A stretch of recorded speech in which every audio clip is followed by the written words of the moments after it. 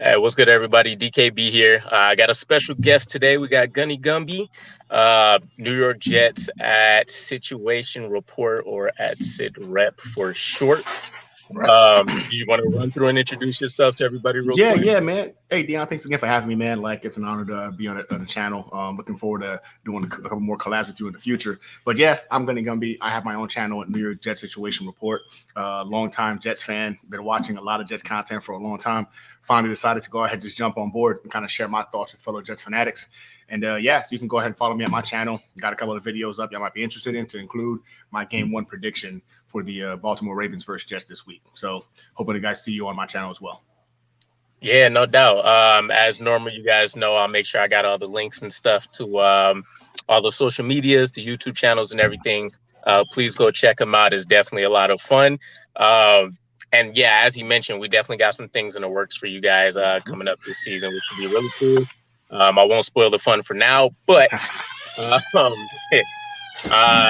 so I was thinking about this kind of the slow season. That last week before like the regular season starts is normally all like very slow news fodder. Something like surprising doesn't come through. So it got me kind of thinking, where do we stack up in the AFC East, right? And of course, everything's going to start from the head down, which will be quarterback.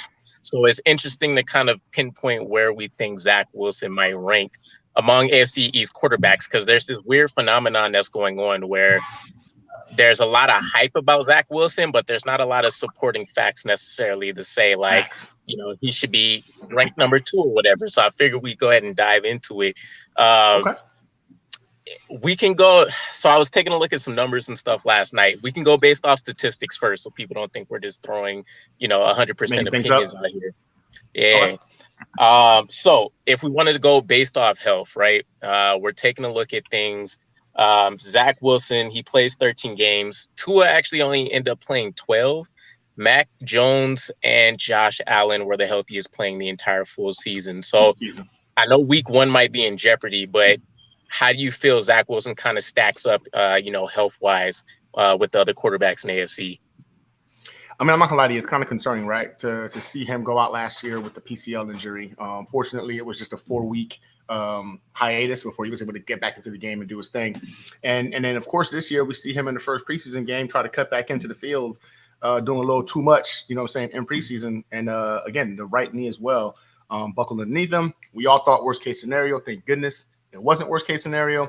But like, it is kind of concerning, right? Back-to-back years now, we've seen him having some lower extremity kind of injuries. That could be very limiting for a quarterback, especially when you think a lot of his ability to throw the ball accuracy-wise, foot mechanics, dependent upon his lower extremities being on point. So is there some concern to have with that? Potentially, right? But again, they both have been minor injuries, so that's a good thing for us to look at as well. In terms of the injury aspect, I do think that he'll be relatively be a healthy quarterback. I don't think this is going to be an ongoing thing. There were freak injuries. He did have some injury concerns in college, and they were mostly upper body injuries. So we haven't seen any upper body injuries right now in the pros, right? It's just been lower extremities. So I think that as his body's getting stronger and more adapted to the game, you saw him put on some muscle in the offseason to go ahead and make sure he could handle the burden of going through a full season. I think this is just, a bump in the road right now. Won't be a long-lasting thing with Zach Wilson. Yeah, I think I'm right on par with you. The biggest thing I kind of look at is the reason, surrounding the injuries. They both were kind of the same thing, non-contact. If anything, I say maybe we have to take a look at what he offers as a runner, maybe, because, him juking and trying to, get past people in the open field just might not be his forte. Because I remember, it's hard being on the West Coast, being a Jets fan, because we hardly ever get the game. So I think I was listening to that one through a stream on Green Bean's channel. And people were telling me what happened, but, I didn't really get a chance to see on the highlights. So it was rough. I do think ideally, though, we're probably, ranked 3rd if I want to go health. Tua definitely has more concerning injury history than I think we do, with the hip that he had going on and that displacement there. Again, like you mentioned, ours is just a little bit more of a freakish kind of thing. Josh Allen's a beast. I think he has the potential to run into big issues just because how much he's relied upon as a runner. But I would probably say Mac Jones the safest. We're comfortably enough in 3rd with the potential to move up there for sure. We know we know we're not winning a lot of games, at least in the early, portions of Zach Wilson's rookie year. So that one, it's not a whole lot to talk to. Josh Allen's the cream of the crop as it stands right now. I do think we can move up a lot, but there's a lot more, discussions to center around that. One of the things that were interesting to me was actually the breakdown in like passing attempts and everything. So Josh Allen, of course, led the way there. They played with a lead for the majority of a lot of games, so that was actually surprising to me. We ranked 4th. Shouldn't really be a shock. We played behind almost every game. I think, I want to say it was comfortably 15 of like 17 games. We had no leads by like halftime. Tua had the most attempts, followed by Mac Jones. Oh, sorry. Josh Allen had the most attempts, followed by Mac Jones, Tua, and then us. Do you see that kind of changing? I know we want to lean a lot more heavily on the run game. So maybe it necessarily stays the same, but the efficiency goes up. But how do you kind of feel about our approach to how we attack teams this year? I think it's good. We're going to be comfortably in that second after Josh Allen. I think right now with the arsenal of weapons we've accumulated, you know what I'm saying, with Garrett Wilson, 2 new tight ends who can actually be a benefit in the passing game, a healthy Corey Davis. I expect Elijah Moore to have a breakout season this year as well. And both running backs, both Breece Hall and Michael Carter, have good hands, good to great hands, right? So I think they're going to utilize those weapons. And I'm not talking about like bombs downfield. They're talking about like some short intermediate passes, a couple of screen passes, kind of get Zach Wilson comfortable in the pocket, and then understand he can go ahead and check the ball down if he's always going for the big play. But because of those intermediate to like short passes being thrown to let those guys do what they do and get him some yak yardage, we're going to see a lot more passing attempts. In my opinion, they're more of an extension to the running game in terms of more of an extended handoff, so to speak, but they still count for the quarterback as a pass. So I think we're going to be sliding up this year into that second position. It's year 2 in this offense. This offense, we know how explosive it can be, especially going in year 2. This offense seems to always show a complete night and day from the first year of implementation. We're going to see Zach Wilson take a big step this year, and he's going to be comfortably second in terms of passing attempts in the division. It's going to go Josh Allen. It's going to go Zach Wilson. Then it's going to go ahead and go having a brain fart right now. Patriots quarter Mac Jones. Mac Jones. Okay. Yeah, and then I think it'll be Tua. I think Tua of all the quarterbacks in this division is potentially the most limited. Even though he's got those weapons and the offense is very similar, because they're implementing this offense for the first time this year, they're going to go through those growing pains that are accustomed to implementing a Shanahan-style offense. So I think because of that, they're going to rely heavily on the running game. And that offensive line still concerns me. I don't think he's going to have a lot of time in the pocket to go ahead and get that ball off. Got you. Yeah, I don't know. I feel like a lot of people probably will have, if we take out the fandom of it, a lot of the same opinions here. It's a toss-up. Mac Jones, I heard, has kind of retransformed his body this offseason as well. So it's interesting because Tua was extremely efficient, but I don't think anybody necessarily looked at him coming out of Alabama and was like, this guy has the rocket arm, he has the speed, he can do this, that, and the third. It's very so kind of like in the background what his physical tools are, and it was more so his mental headspace and kind of what he can produce with the weapons around him. It's a conversation I have with myself a lot.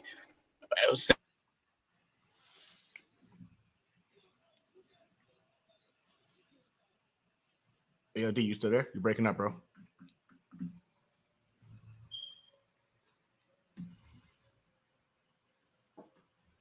Hello?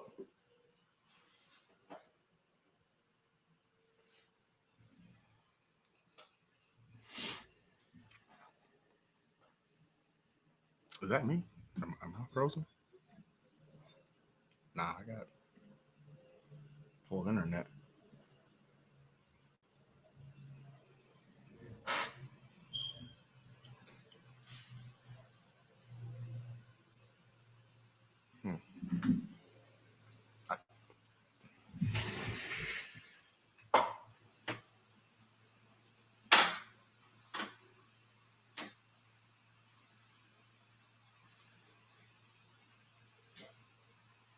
Oh, you go. Am I by myself right now? Everyone can see and hear you. Can you guys hear me in the chat? Allen owns a cannon. He also has a great runner. Zach's arm talent tends to create too much hype. I don't know if y'all can hear me, but I'm gonna go ahead and hold it down until he gets back. So John Bushnell, I see you're on there. Zach's arm talent tends to create too much hype. What do you mean exactly? Like, the kid has an incredible arm. Like, he can go ahead and make every single throw off platform, on platform, outside the packet. He's a great improviser. In terms of pure arm talent, I would say he's right up there with Josh Allen in this division. I don't think Mac Jones comes close, and Tua definitely doesn't come anywhere near him. So in terms of like overhype, like too much hype, what do you mean? Like, when it comes to Zach, I think that the biggest issue with him is that he overthinks things a little too much, man. Like, it's just overthinking simple throws that he's made 1,000 times before. But when you've got this much pressure under the bright lights, you've seen him tend to overthink a lot of things, and you see those kind of get impacted. So I'm kind of curious as to exactly what you mean in terms of it's arm talent tends to create too much hype. I don't even know if you guys can hear me. It says that I'm still live, but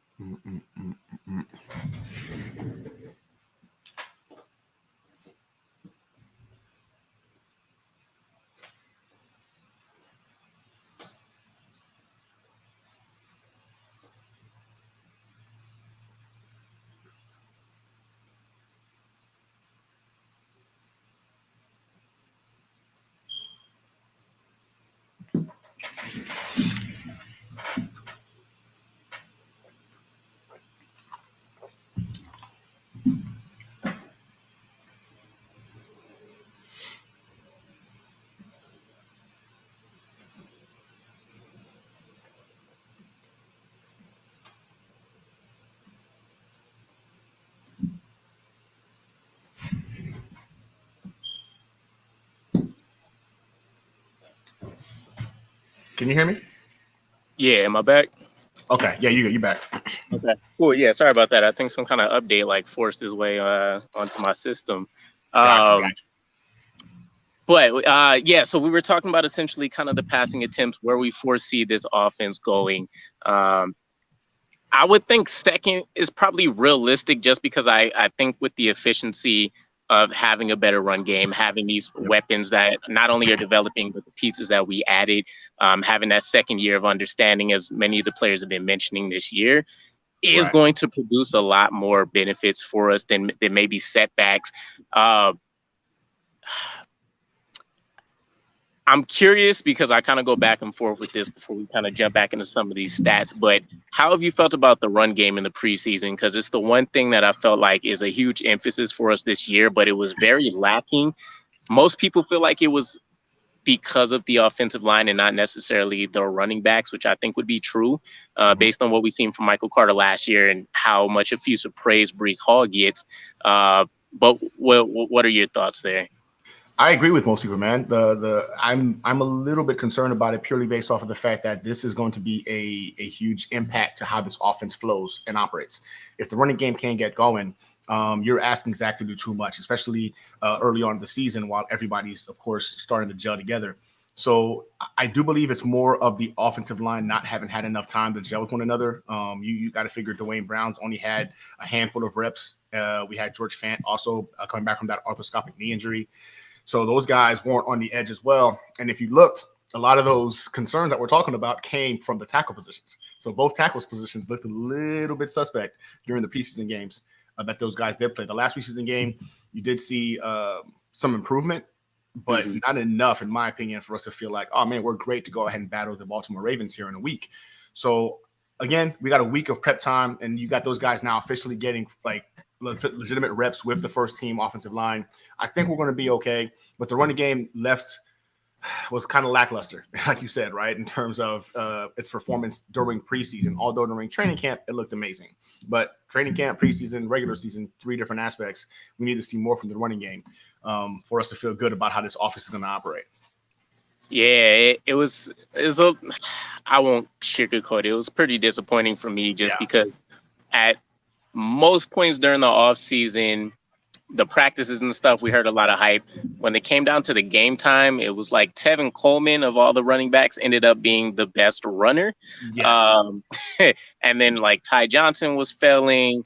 Michael Carter couldn't get any traction. Brees Hall, I think he had like 32 yards on 14 carries or something like that. So it was pretty rough. Hopefully they gel together and we do piece it together, because I figured the bread and butter, worst case scenario that we'd have would be internally, where we have potentially all pro starters at guards. And then we have Connor McGovern, which either people really love him or they hate him. Right. Regardless, he's been serviceable since turning things around last year. He's average. Yeah, he's an average. When it comes to touchdowns, that was another area. Obviously, we're probably near the bottom in most of these categories, but we only finished with 9 touchdowns. 11 interceptions. We had a lot of the hype about, him finishing the last 5 games of the season without throwing any picks. Right.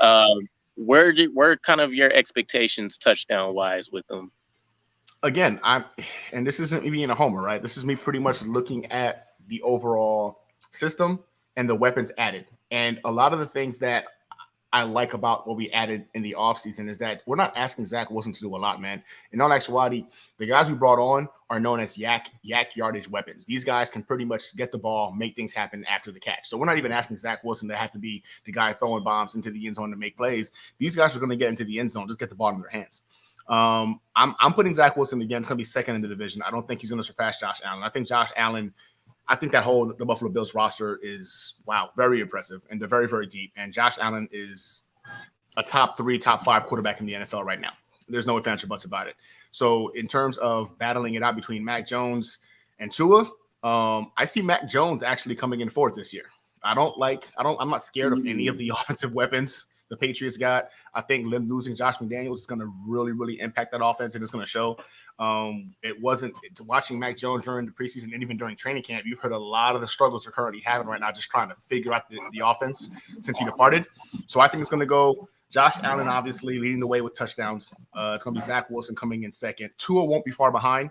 And I say that predominantly because I do like the wide receiver tandem of Waddle and Tyreek Hill. Also, yak weapons, those guys can create plays. You know what I'm saying? Just get the ball in their hands. They'll take care of the rest. I think he's going to come in. It's going to be a close third with Tua. And I think Mac Jones, is coming leading the back end of the AFC East in terms of touchdown passes. Yeah, I think that's probably about – I'd probably put Zach Wilson at third. I think you can never undersell, especially since they've been saying Bill Belichick's been a lot more hands-on. You can't undersell, the greatness that he's been on display for 2+ decades.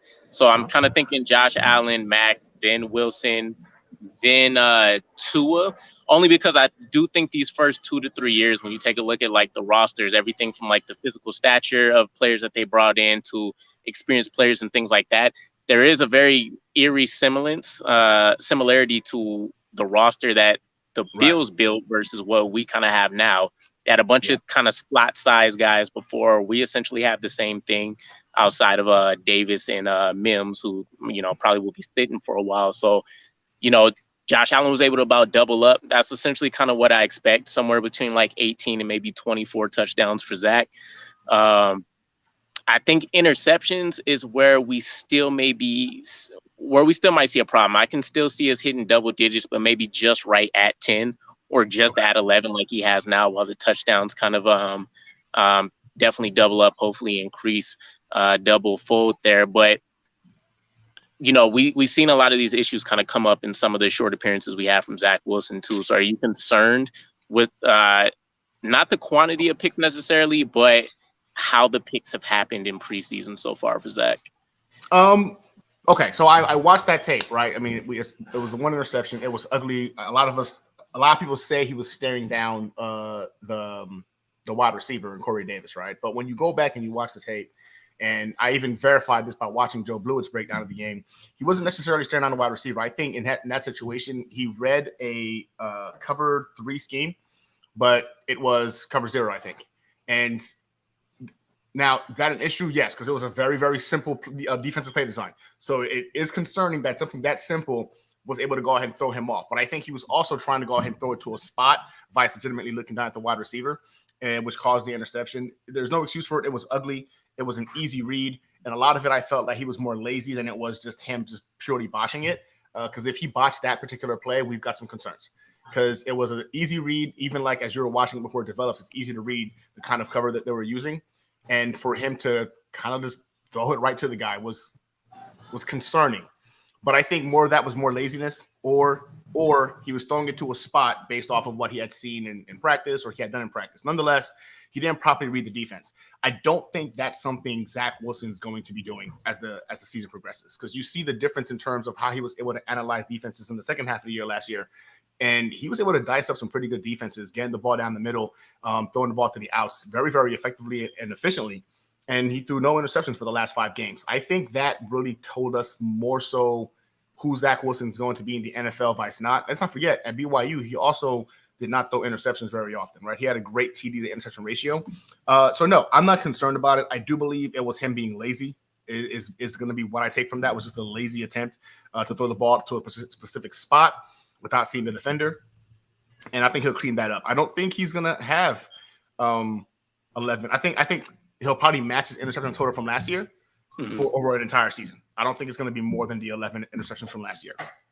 Okay. Yeah. I think we're on the same page. I mean, if anything, I'm kind of taking a look at if his mechanics have continued to improve throughout this year than anything else. I think mentally he's in a great space. Much like you mentioned, we've seen huge improvements once he came back from that PCL last year.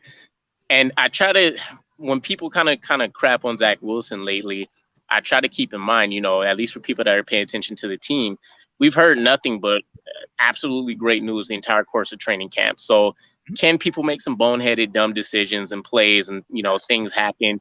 Of course, I would have liked to, if he didn't get injured, I would have took it with, maybe more of a grain of salt, because we would have had more stuff to see. Did he continue to have disastrous play?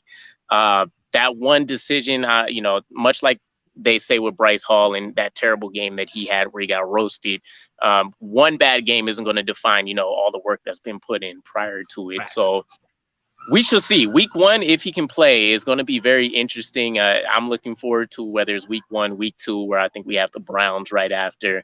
But it should be interesting.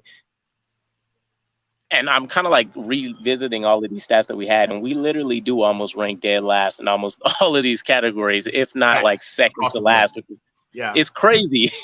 It's crazy. I mean, obviously they have more games on us too, because Josh Allen and Mac Jones were healthy, the entire team. But even Tua, I thought we'd be a little bit more similar to, but he's been a fairly bit more efficient. We came in last when it came to first down conversions.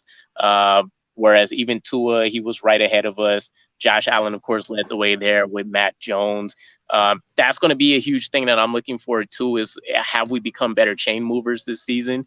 A lot of it, when we go back and either break down tape or if people are looking at the all 22, whatever the case is, we really did kind of live and die by this big playability that we may be able to go through. The final 5 games is where we kind of pieced everything together, which is crazy because he had so many less weapons than he did earlier on. That's what I said. I said the same thing. But that's kind of the one thing I'm hanging my hat on. It's a small sample size, but it is what it is. You can't downplay a quarterback for whatever he has at his disposal.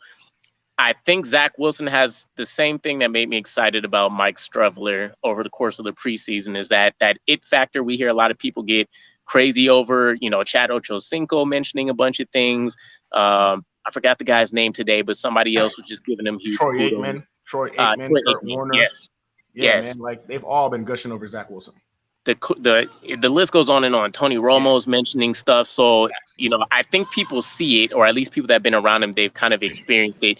I think this is the first quarterback outside of maybe Geno Smith, in my opinion, where we can say maybe he's capable of elevating the talent around him rather than playing down to what he has at his disposal. We'll see this season. That 5-game sample size kind of did it for me, though. I think that's the struggle in the AFC East that maybe Mac Jones can't replicate, that maybe Tua can't do. This season, I think, will be a huge indicator because he has no excuses with the weapons they have. And then Josh Allen, he's clearly capable of going above and beyond for his team. But it's super interesting to me. I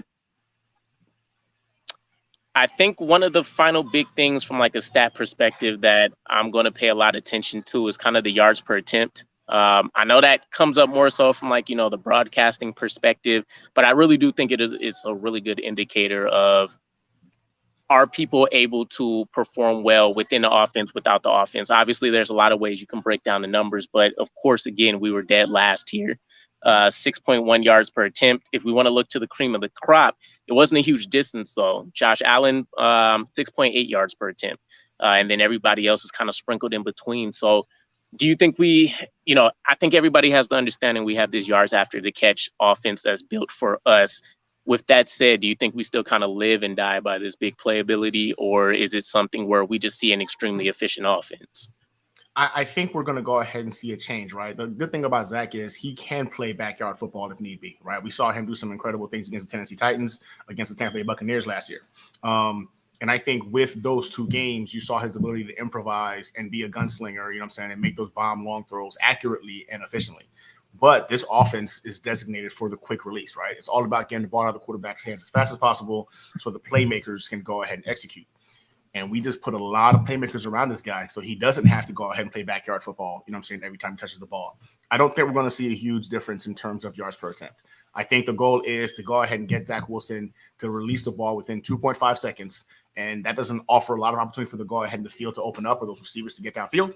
So I think you're going to see a lot of those 5 to 6 yard outs, attacking the middle of the field, 8-9 yards in. I don't think you're going to see a big difference in terms of yards per attempt. What you're going to see the difference is in terms of those yards after the catch. Those numbers are going to be staggering, I think, this year, which is going to also stag Zach Wilson's stats. So now in terms of like us seeing a huge jump in terms of yards per attempt, I don't think so. But I also don't think it's necessarily a bad thing. It's just a matter of us looking at what this offense is made to do. And he's going to work within that offense to let his weapons, you know what I'm saying, score points for him. It's a good point. So what that means to me is I'm looking at Michael LaFleur now with a little bit more of a bigger spectacle, because this means to me, I want to see how often he's dialing up deep shots, right? Because if we're more so attacking the flats, we're looking at the middle of the field, we're doing slants, we're doing a lot of stacked kind of positions, since we can go 4 or 5 deep if we want to. How often is he being aggressive throughout the game? And is it coming earlier on? Is it playing when we're coming is it happening more when we're playing catch up? That'll be interesting to see. And it a lot of us have probably played to like some degrees. I'm not, a savant when it comes to these offenses, which is why I like, X Factor. I like Play Like a Jet that has a lot of these breakdowns for things. But I think that'll be, I don't know. It'll be interesting to kind of take a look at and see for me, especially since we'll have this consistency. Mike LaFleur still same offense, better weapons. He's still going to be up in the booth calling. Did you have a preference when he was coming in with him staying on the sideline with Zach and him versus being up top? I want him up top, man. I'm not gonna lie to you. Seeing him go into the booth and how much more efficient and effective he was at being able to see the entire field sold me on, all right, we don't need you on the sideline. We're cool. We have Coach Salah on the sidelines. We're fine. Get a quarterback's coach to talk to freaking Zach if need be. He needs to stay in the booth, because we saw a much different LaFleur from being on the sideline to him being in the booth. So that's where I want him. I want him to stay up there forever if it was up to me.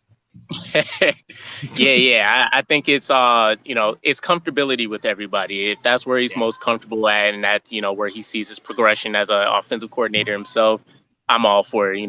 Who cares if he's on the sideline versus up there? They're obviously going to talk, whether it's after the game, during short breaks, whatever. It's going to happen. It's going to happen. So I know we're wrapping up here shortly. Running through the stats, as we mentioned, we're generally at the bottom of the list of everything, right? If you had to rank everybody, and you can do this based off potential as well as some of the stats we broke down or whatever. What's your pecking order right now going into the season for the AFC East? Pecking order in terms of overall wins or the quarterbacks in general? Let's go. I'll stray away from wins. I think that one might be a little bit easy, but let's go with quarterbacks and how they're developing. Who kind of is leading the way down to being the worst? Okay, I'm going to go with Josh Allen, obviously. He's the guy right now. He's the gold standard in the AFC East.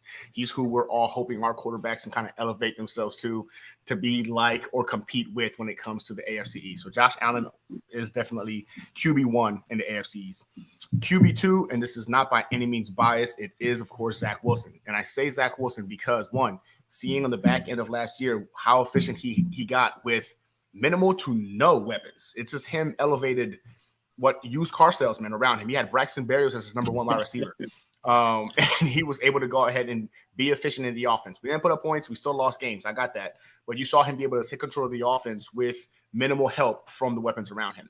I think this year, with all the weapons thrown at him, I mean, come on, man. Garrett Wilson, Tyler Conklin, CJ Uzomah, Elijah Moore healthy, Davis healthy. Even Denzel Mims looks freaking ridiculous right now in terms of how much now he understands the playbook.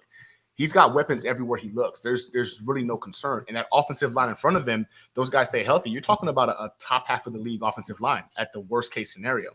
I think he's going to have plenty of time to go ahead and pick apart defenses, and I'm going to put him at QB2 in the AFC East.